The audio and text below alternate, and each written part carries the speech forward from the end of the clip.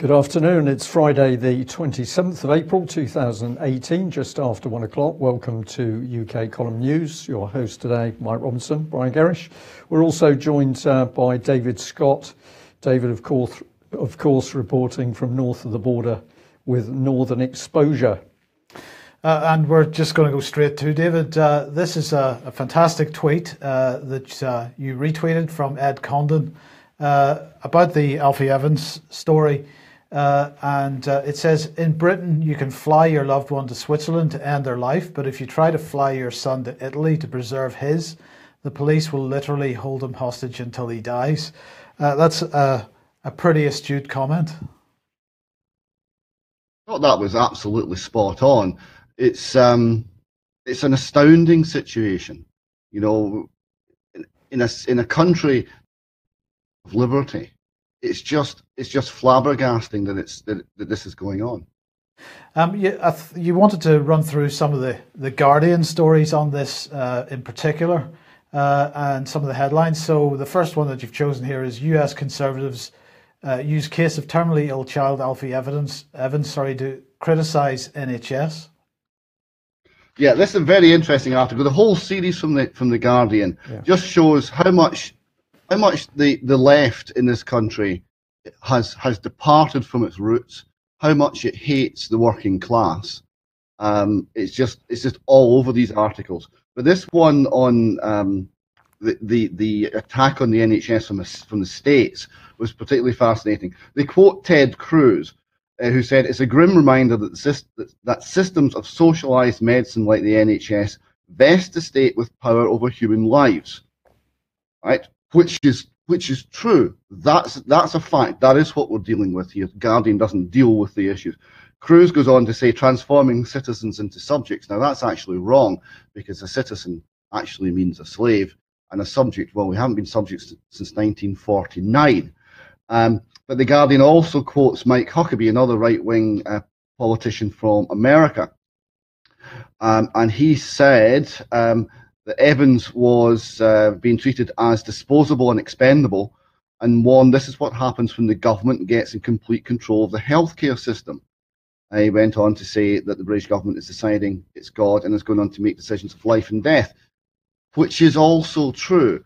The Guardian tries to split hairs about what the government is, and the NHS isn't the government, but it's all the state, and it's the state court system that is not defending the individual rights here. It's the state police that are not doing anything to intervene in a situation which is kidnap, and it's the rights of the parents of the child that are being trampled on by a unified state, and that is the point the Guardian can't face. Indeed, but it goes on. An NHS palliative care doctor is quoted as saying, "Let Alfie Evans die with dignity." Yes, here we have this is the Guardian telling its readership, who, let's remember that the left see themselves as the compassionate people. So they're telling the readership it's okay to kill this child. Here's why. I'm a doctor, it's fine. So here we've got a palliative care doctor who has, it would appear, never actually examined this child. And we're immediately talking about school shootings and AR-15s, and bloodshed, and all of these ideas are mixed in to say, well, if you're standing up for Alfie Evans, if you're saying, no, the parents are right, let the parents make the decision. It's a horrible position for these parents to be in. They're the ones that love the child. They are clearly acting in the best interest of that child. Simply get out of the way. Like Asha King, we know who was right there, simply get out of the way and stop obstructing them and imprisoning their child. If you say that, no, you are supporting AR-15 school shootings in America, you're extremist, you're all of these things. No, it's dreadful. And she finishes, "May Alfie Evans rest in peace." I don't know quite what to say about that. He hasn't passed yet. Well, this is it, but that doesn't seem to be relevant to the Guardian. That's how they finish the article. May he rest in peace. He's still alive. So David, they're wishing him dead. Yeah, David, perhaps I could just add to that. I also picked up on the fact that the Guardian got some interesting articles. The Guardian has never done any proper research, investigation into people talking about horrific cases that have gone on inside the NHS, particularly around elderly people. And I see these journalists who are pontificating about what's going on here, pointing a finger at anybody who's dared to feel proper emotion about what's happening, and it's all twisted into right-wing extremists, which I think you're going to move on to. But this one, again from The Guardian, the headline is Alfie Evans' father offers olive branch to hospital staff, and this seems to be a statement that he has made saying that the staff have been doing a good job, that he wants to work with them, and so on. It's only when you get down to about 2/3 or 3/4 of the way through the article that you discover that, in fact, what Alfie Evans' father wants at this point is to take his son home. This, in fact, is being prevented because the doctors are saying, well, there's a pretty bad relationship between the family and the doctors at the moment, and some of the support that the family have had has been pretty aggressive, so we aren't going to let this child go home. So you used the word kidnap there a second ago, David. I don't think that's too strong a word. I don't think it is. I think that's exactly what we're looking at here. There was something quite creepy about the statement that starts off that article, though. It's almost it's clearly the father's trying to talk down the extremists within the hospital and get his son back. Right? And he's in a position where he'll say essentially whatever they want him to say to get his son back. Yeah. Right? And there's something coerced about it. There's something uncomfortable about that. And then he goes on and he says, Alfie doesn't need intensive care anymore. Alfie is lying on the bed with a litre of oxygen going into his lungs, and the rest is him. Some people say it's a miracle. It's not a miracle. It's a misdiagnosis. But this family have been prevented from getting another diagnosis. Absolutely. And again, the attack then is on the supporters here, because the Guardian saying Alfie Evans' parents needed help. The vultures came instead. Oh, this is a full spectrum attack on everybody who stands up and says this is wrong. So if you have the gut instinct, and this is why I say the Guardian hates the working class, because the working class have a heart, right? The working class can look at that and they'll say that's wrong, and they'll say it quite robustly. And the Guardian hates this. So if you look at this situation and say, no, that's fundamentally wrong, that's an attack on this family, the health authorities are in the wrong completely and totally. Well, you're now classed with anti-vaxxers, the American gun lobby, far-right conspiracy sites, InfoWars and Breitbart, and the Christian Legal Center. So they run on through this at some length. Ask what is compassionate or Christian about giving a desperate man false hope. Well, this is a situation that was asked with Asher King, but of course it wasn't false hope. It was the right call, and the NHS got it wrong. And this is what happens when you don't sack people. Right? The Asher King case, people should have at least lost their jobs, if not been arrested and faced criminal charges over the way that family was treated. And it just encourages the same mistakes to be made again and again. And this particular article finishes with this beauty. The church's role can be to give hope when secular medicine has none. Light a candle, say a prayer, and just for a minute you might believe in a miracle. So there are no miracles. Just for a minute you might fool yourself. And then the same author who wrote that goes on, yet it's not only in this role at the end of life when dying and grieving, looking for so much comfort as for hope, and accepting the inevitable with grace. Psalm 23:4 puts it, yea, so though I walk through the shadow of the valley of death, I will fear no evil, for thou art with me. So it has the effrontery after that to actually quote the Psalms. Hypocrisy. The name is The Guardian. Yes. And can I just add to that? If you, I've forgotten the name of the lady journalist who wrote that article, but if you go onto her Twitter page where she's got that article pinned at the head of her tweets, and you have a look at the comments, one person has said, "Oh, how I love my Guardian What a wonderful newspaper, what a compassionate article, what wonderful journalism. And then the journalist herself sort of says rather smugly, well, yes, we try and do our best. Sickening stuff. My personal advice is don't bother to buy The Guardian, but that's just my personal opinion. What we would encourage people to do is to come along to the UK Column conference on health, Dying for Good Health.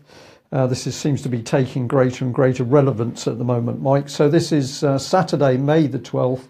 It's in the Albert Hall, Nottingham, and tickets are £20. You can get tickets by going to the UK Column website and looking at the events page.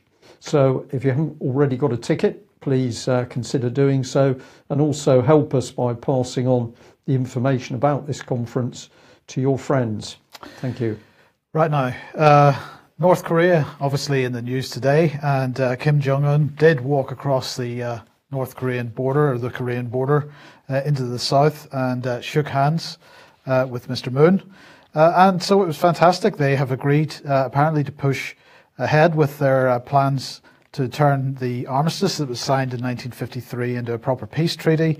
They're going to deal with the nuclear weapons issue in North Korea and so on.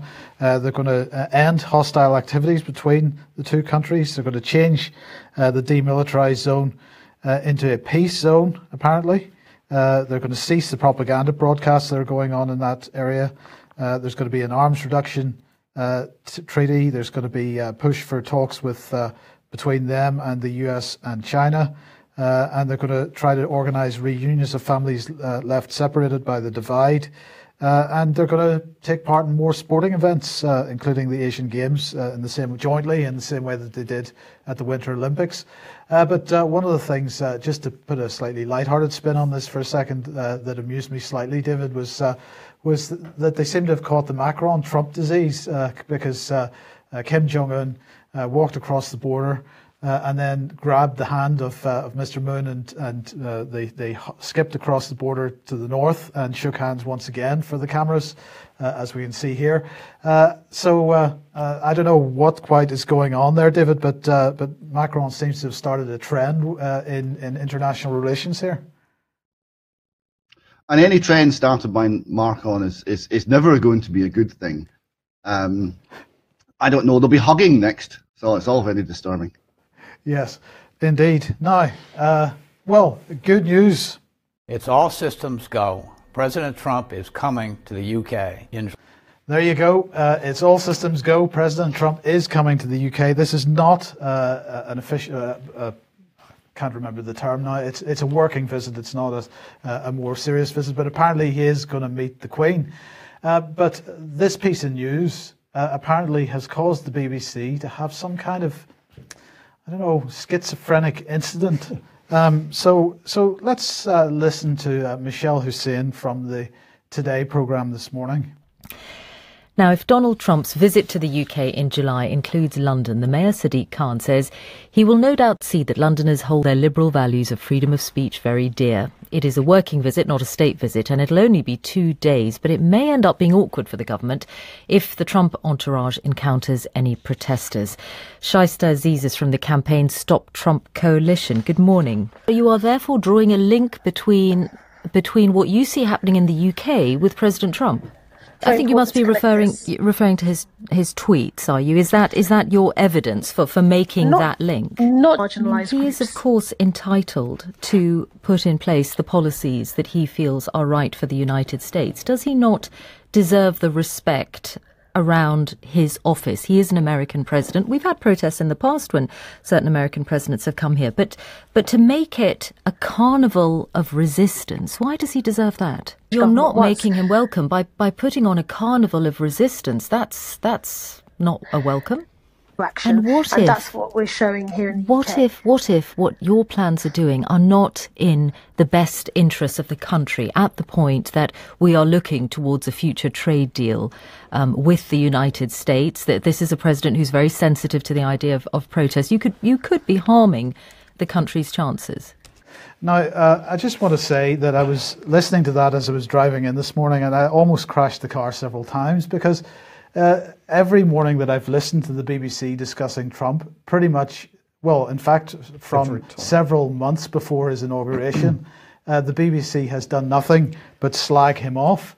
And today, suddenly, I don't know whether this is some vain attempt by the BBC at trying to inject some balance into their coverage of Donald Trump, but they seem to have done a complete U-turn on their position. And you know, you haven't heard this before, probably, David, but what are your thoughts?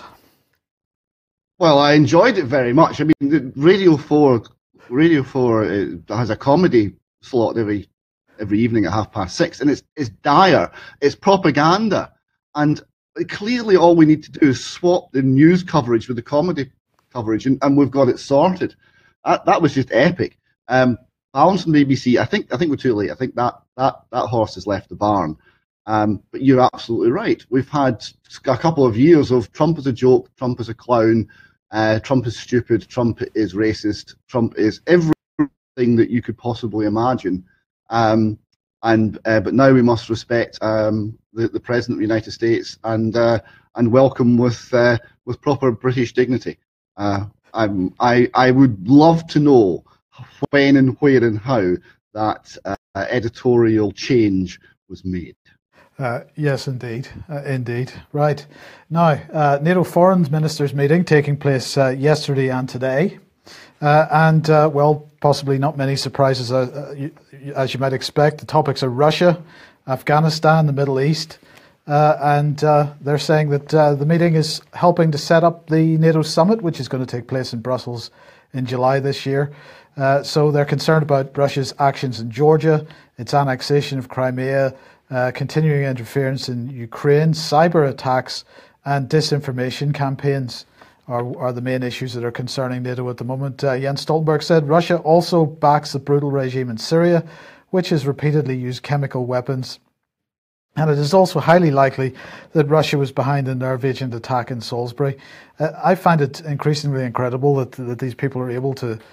Maybe they're not. Maybe they've been replaced by robots or something. That they just come off with the same stuff without actually choking on their words.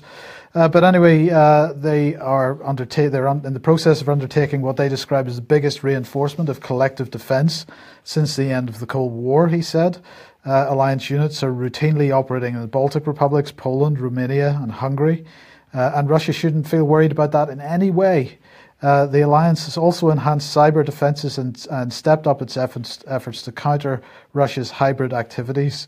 And he said that the alliance member states are investing more on defence, and he's particularly keen to press ahead with the new relationship between NATO and the European Union. Together we will discuss how NATO and the EU could cooperate more closely to build stability. We've seen too often how turmoil in this region can inspire terrorist attacks on our own soil and drive desperate refugees and migrants to our shores. So EU and NATO integration seems to be on the cards. Well, he also had, as you can see on screen there, a bilateral with the Secretary of State from the United States. And they're all very happy. I think he's got a smile on his face, but he's missing Federica at the moment, I think. But anyway, he'll be meeting her later, no doubt. Now, RT gave some coverage to the OPCW meeting that Russia held yesterday, and Russia had brought some witnesses, apparently, from Duma to discuss the alleged chemical weapons attack, and the evidence that was given by these people was pretty clear that there was no chemical weapons attack. It was a staged event. I was fascinated by quite a lot of the mainstream coverage on this because they were making the point that these people had given their evidence at the OPCW, and then they'd given their evidence again at a press conference later, and they were giving the same evidence, Brian. Which, of course, if you're telling the truth, you would be giving the same evidence, but the implication in the media was that they had been rehearsing, they'd learned a script, and they were giving the script. What was the British reaction to this? Well, fantastic. Here is Peter Wilson, who's the UK ambassador to the OPCW, and he said that Russia and Syria's briefing at the OPCW premises today is a stunt. The Director General has opposed Russia's decision to host the briefing. The UK will not attend. The OPCW is not a theatre. Russia's decision to misuse it is yet another Russian attempt to undermine the OPCW's work, in particular the work of its fact-finding mission investigating chemical weapons in Syria. Now, of course, Russia has quite clearly made the statement that they've no intention of undermining the work of the fact-finding mission, and they will cooperate with it absolutely, but they felt the need to hold this event nonetheless. Peter Wilson went on to say, describing chemical weapons victims as comedians is despicable. Well, it's only despicable, of course, if what actually took place was a chemical weapons attack. And since there was no chemical weapons attack, then that's a nonsense point.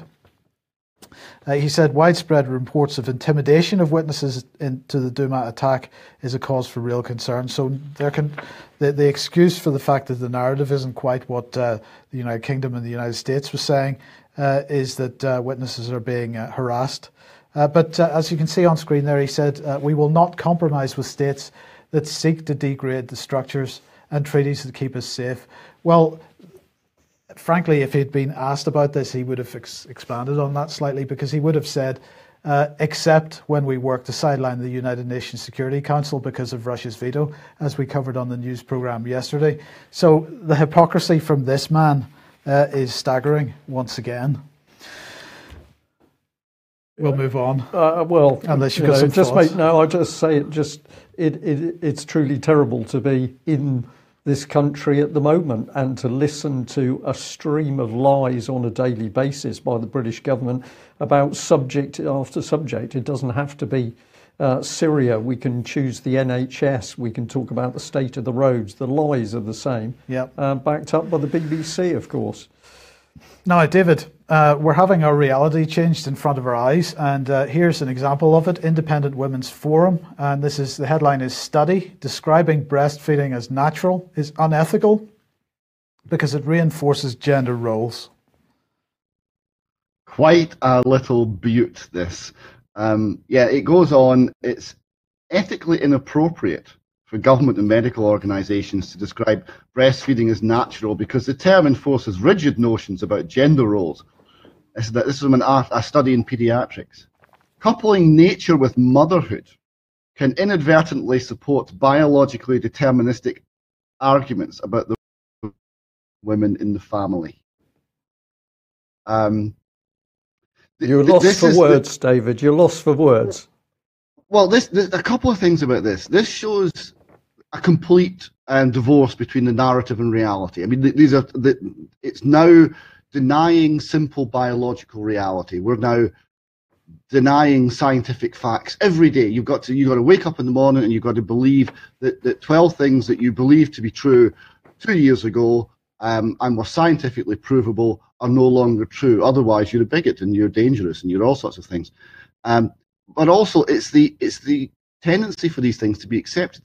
This is a reputable magazine, scientific journal that's publishing this garbage. Yeah. We don't have the ability to think anymore. As a society, we're losing analytical ability, and we're also losing the ability to laugh, to actually have someone suggest something really ridiculous, and just to, through a wave of derision, get rid of the laughter. Serves many purposes. Humour is very vital, and is under attack. Well, one of the reasons is that sort of thing. It should be laughed to scorn. But of course, it's not laughed to scorn these days. It's setting public policy. Well, and the other thing that's affecting people is political correctness, which was brought in all those years ago in order to help control the way people think. And it's clear that that is having an effect. People are frightened to respond to what they know is absolute nonsense. And I'd just like to add on this one, I find it very sad that it seems that many women just can't understand that they're under huge attack at the moment.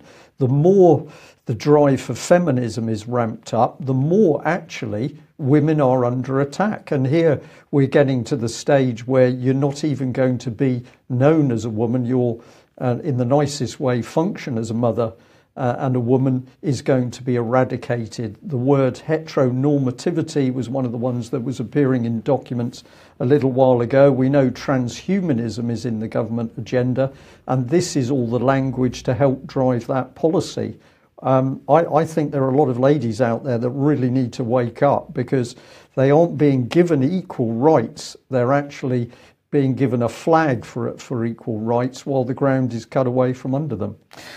Well, look, David, I wanted to just say that the study itself, if anybody wants to look it up, was called Unintended Consequences of Invoking the, quotes, Natural in Breastfeeding Promotion. And I'm just going to show who wrote this in a second. But the other point about the other thing that they were making, the other point that they were making in this report, it says, whatever the ethics of appealing to the natural in breastfeeding promotion, it raises practical concerns.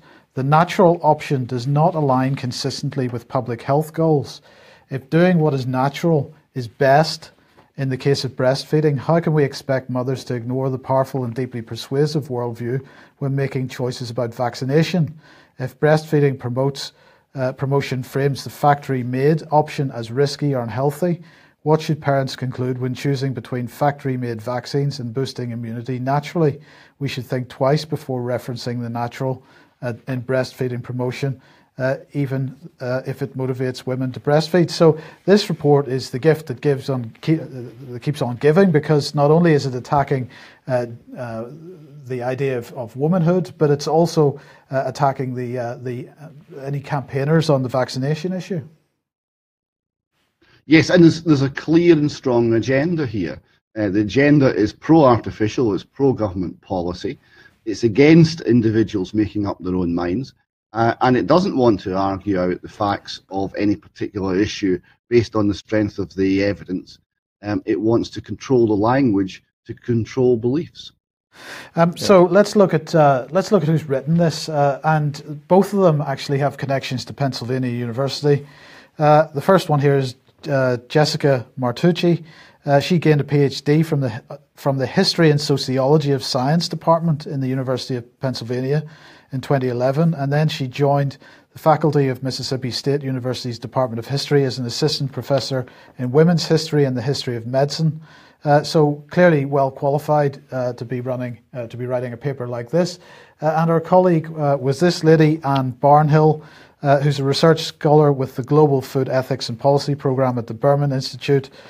She is apparently a philosopher and bioethicist who works on food ethics, food policy, and public health ethics. Her current research includes a book on the ethics of non-rational persuasion and manipulation in public life, including the ethics of nudges, the ethics of public health messaging, and the ethics of commercial marketing. She is also currently working on food labeling and the ethics of breastfeeding promotion. So that is who is actually driving this. We're straight into the behavioural change arena, and I think that's all we need to say about that particular paper. Well, although I'm not the seventh son of a seventh son, I do have the gift of second sight, Mike, and I can tell you, I can predict the future here, that when that book comes out, it's going to be entirely in favour of the ethics of nudging the population, and the answer will be, it's fine. Yes. Now, David, Count Dankula, could you just briefly give us a reminder who he is for anybody that isn't aware yet? Count Dankula is a most unlikely hero, but hero he is.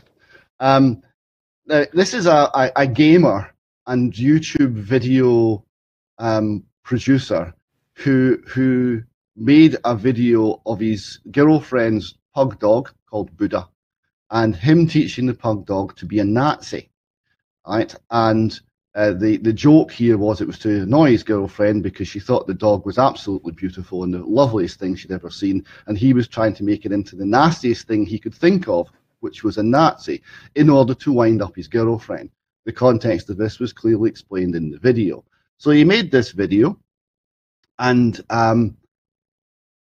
it's been viewed millions of times, and there have been no complaints, apparently, apart from Police Scotland. Police Scotland's internal thought control department decided this was a problem, and they prosecuted him, and the Crown Office took it all the way through, and he was tried and convicted under the Offensive Communications Act. And there have been many scenes of great interest in Airdrie Sheriff Court as this has played out over 2 years, because nothing happens quickly in the Scottish justice system. So he was convicted, and sorry, on you go. Yeah, so he was convicted, and now he's launched an appeal. And in order to fund that appeal, 2 days ago or 3 days ago, he started a crowdfunder and GoFundMe, and the response has been absolutely spectacular. The response. Let me say a wee bit more about this. Right, so he was convicted. He was fined £800. He organised with his lawyer before the sentence was passed. There was a statement to be made to the court that he wasn't a criminal. He hadn't done anything wrong, and therefore whatever judgment was handed down, he would be rejecting. Now, he thought when he said that the judge would jail him, so he was perfectly prepared to go to jail, and more on that in a minute. But he was instead fined £800. So he's decided that he's not going to pay the £800 fine, but he is going to appeal the conviction on the basis that free speech matters. Free speech matters very much, and this attack on free speech, one of the aspects of the actual trial was the context of the video was decided by the court. So the actual context of what you say isn't relevant. It's whatever the court decides the context was. Even if that flies in the face of the evidence, that doesn't seem to matter. This, of course, means that humour, opposition, satire, any sort of free speech, free thought, free analysis becomes subject to prosecution by the state. So for those reasons, he's decided to fight it, and he was perfectly prepared to go to jail in order to publicise this. That's quite remarkable. Very few people have the gumption to stick to their principles and do that. And I think this has to be highlighted, because too often when people you might loosely claim as our team become threatened by the authorities, this threat, it goes on for years. It bears down in their lives. It affects their entire family. It affects their health. It affects their job prospects. It affects every aspect of their lives. And the state says, just give in, just plead guilty, and we'll let you have some part of your life back.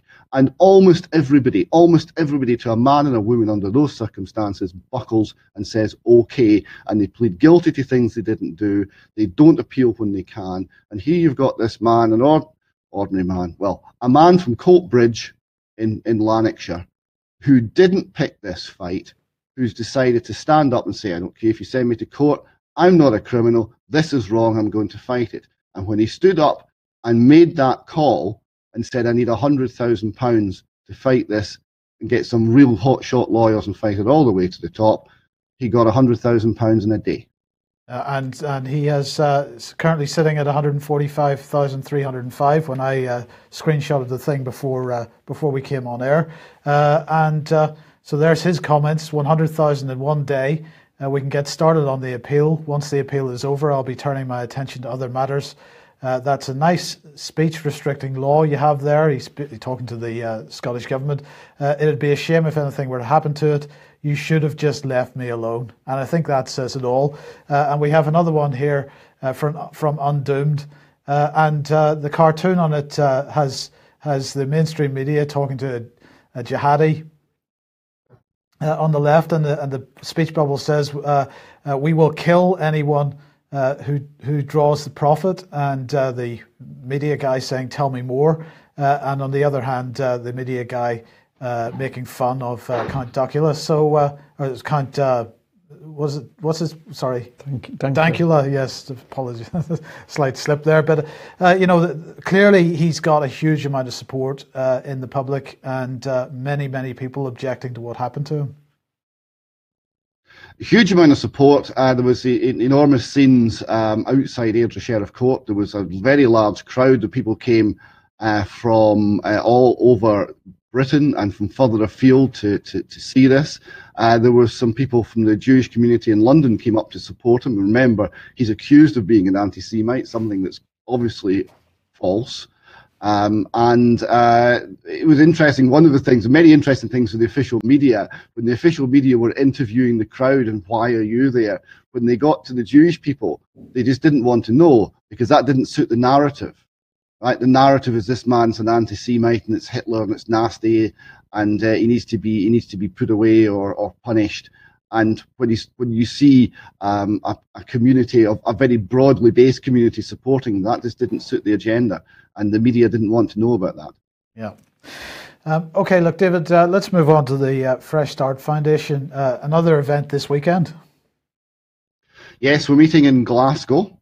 Andrea Sandig is our speaker. She is an extremely brave woman, and she's talking about some very difficult matters that go into areas of trauma-based mind control and state involvement with that, MK Ultra type programs. She's extremely knowledgeable on this, and she'll be the keynote speaker. We'll also have other speeches looking at some experiences of people in the Glasgow area, and also in some of the harassment and opposition that Fresh Start is getting. When my colleague was meeting Andrea at the airport, she came into the country, and she commented that she's in awe of us. So my colleague looked at her blankly and said, "Well, why?" And she said, "Well, you're the only people anywhere in the world that's doing this." So it really took us back there to realise what it is we are trying to do. It's a people's grassroots organisation standing up with, by and for people who have been harmed by this abuse, by the cover-up of the abuse, and by the state system that perpetrates it and perpetuates it. Yeah. It's very important work, and I hope people who are in the Glasgow area will come along, hear what's being said. It's Saturday, 11 o'clock till 3. It's at the Scottish Youth Hostel Association building up on Park Terrace. Okay. Now, John Swinney, charity lobbying in Scotland, particularly children's charities. Yes, what happened was part of the named person debacle was they had to have a committee session to take evidence to hear about how we might fix the fact that the named person scheme is unlawful and has been ruled such by the Supreme Court. So they were taking evidence, but of course you can't just let these things go to chance. So before the evidence was given to the committee of the Parliament in public, John Swinney had his special advisors sit down with the charities given evidence and have a chat. Now, we don't know quite what was involved in that chat because, of course, these things are unminuted, and the special advisors are not bound by any of the civil service rules in any case, so there's no sort of rules on not following partisan positions. And most of these organisations subsequently went before the committee and supported the government position pretty accurately. So the suggestion is that they were got at. So we're trying to get some explanation as to what exactly went on. But, you know, Mr. Swinney's not being too forthcoming. Can't imagine why. Now, let's just briefly talk about education. Now, the Mirror published this yesterday. Tories quietly drop guarantee that no school would see its funding cut. And the reason why this caught my attention was because I understand that in Plymouth, for example, the funding situation with schools is at such a bad stage that schools are now asking parents for contributions. So some schools are asking perhaps for £10 a month per child from parents. Some are asking for £20 a month per child. We're seeing that teaching assistants are being laid off at an increasing rate at the moment. And there clearly schools are running in massive deficits in terms of their budgets. Well, you drew this to my attention as well from the Age of Autism website. Population meltdown in Scotland as additional support needs rise by 600% in a decade. Again, we have this is reflected in Plymouth as well. So the two ends of the country seeing the same types of things with increasing numbers of special needs children appearing in primary schools which are not geared up towards providing special needs care necessarily. And I also know that in some primary schools, there are children going in there that are receiving, despite the fact that they're receiving grants for getting one-to-one care in these normal primary schools, that don't really have the facilities for it. That in general, the schools are happily receiving the budget, but they are some of the people working with these children are working on the basis of 2, 3, 5 to 1 rather than 1 to 1. And so what we're seeing here, David, is a complete breakdown of the education system, such as it is in this country. I wondered, did it begin when schools were especially geared up to dealing with special needs children were increasingly being sidelined, and special needs children being pushed into mainstream schools? Is this as a result of a massive rise in the number of autistic children? There are a huge number of questions around this. Oh, very many questions. Would it be even possible to have a system where special needs children are schooled separately, given the numbers, because it would make manifest how many children we're actually talking about? I mean, a 600% increase in a decade, you just don't see that sort of societal change. I mean, at all. I can think of no other case in the history of this nation where that degree of change has happened in that short a time. Not even through wars and famines. It's absolutely remarkable. And then you have all sorts of knock-on effects. I saw there was a 42% increase in 1 year in Edinburgh schools, primary schools, in the assaults on staff. The strains are showing in many ways. I'll just add to that. I was told some time ago, and I'm going to say I believed it was reliable information, that in South Wales schools, or they had schools amongst the South Wales group of schools, where over 50% of the children in some classes had special needs. Members of staff were warned that this was not to be communicated to the press and the media. So for me, the incredible thing is that nobody, certainly in government, nobody within the media, is asking the key question of what's caused this huge rise. It's just something that we apparently have to accept and live with, but we're not able to ask the questions of where have these special needs children come from? What has caused the problem? And that's where I think we should be digging. Well, let's move on to a subject which probably motivates a lot of people, and that's parking tickets. And a very interesting article here from the Daily Mail, which we did a little bit more work on. Drivers are handed a private parking ticket every 6 seconds. Number rises by 1 million a year amid concerns drivers' details are wrongly given out. And if you go into the article, they're talking about a bill coming through Parliament which is going to help this process. I wasn't able to get into the detail of that bill, but I didn't get a warm feeling. This was some of the comments that were made in the article. The most prolific of the private firms is Parking Eye, owned by outsourcing firm Capita, that just happens to be £500 million sort of in debt at the moment. But I believe they're going to pay their executives several £1 million bonuses to get themselves out of debt. That sounds like a good scheme. So it says that Capita was exposed by the Daily Mail for using ruthless tactics to collect licence fees for the BBC. The firm runs thousands of car parks around the country. Latest figures showed it obtained 1.77, I think, is it? 1.77 million records, far more than any other company, up from 1.53 million the year before. And over the last year, the DVLA generated £14.1 million by selling motorist information for £2.50 a vehicle. Well, when I investigated what was in the article, they mentioned this organisation, which is the British Parking Association. This is some of the management team. Fascinating organisation. You can get into their website and see details. Here's the Memorandum of Association of the British Parking Association. And I found it very interesting that they are mixing freely with people from local authorities.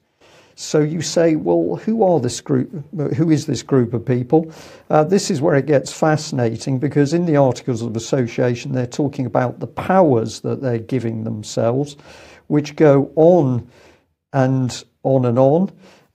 It ends 3.28, do all such other lawful things as may further the association's object, but they can take over business, they can take on property, they can take on loans. Just a remarkable spread of powers which they've given themselves. And what sort of organisation is this? Well, here's their website. It says parking, a picture of health, and down at the bottom, parking charges at hospitals mean it's fairer for everyone. You like the sound of that, Mike? Yeah, I was lovely. Impressed by that. Obviously, many people find it very difficult to get to hospitals. They're trying to visit relatives every day, and they soon discover that to do that is going to cost them a minimum of £5 a day. But that makes it fair for everyone. Now, here's DVLA. This gentleman isn't in the job as CEO anymore. He's moved on to Pension Protection Fund. But I was interested in some of the things that he tweeted, I think is the correct expression. A reminder that DVLA are legally required to sell data on request. So this isn't as simple as saying it's the naughty DVLA, because they're now legally required to sell data on request, and Data Protection Act allows data processing under that legal obligation. We've got a big day today with our major suppliers, aiming to share our 3-year strategy and build partnerships. So here we see DVLA now collaborating and interfacing with profit-making organisations. Or we'll come in from this angle. He says, a great job opening up to some of the really good opportunities. And it says, we're recruiting a new head of creative services. So I don't know how DVLA duties fit with creative services, but I think I'm beginning to understand what those services might be. Yeah, just so that our American audience understands, this is a driver and vehicle licensing organisation. It's a national civil service organisation which handles driving licenses and car tax, road tax. So what we have is a government agency in bed with private companies. They're selling data to the private companies so that private companies can then raise revenue by issuing parking fines. Yeah. It's unconstitutional apart from anything else. That's what I think, but they're doing more. This is good news, because in this one it says, when designated well-joined-up public services is smart, DVLA scheme led to 8.5 million plus signing up to NHS organ donations. So DVLA is into some really interesting stuff. Let's put that together for you. There's Parliament, because that's where the policy's coming from. Here's DVLA. So they're paid for by the taxpayer to serve the taxpayer as part of the civil service.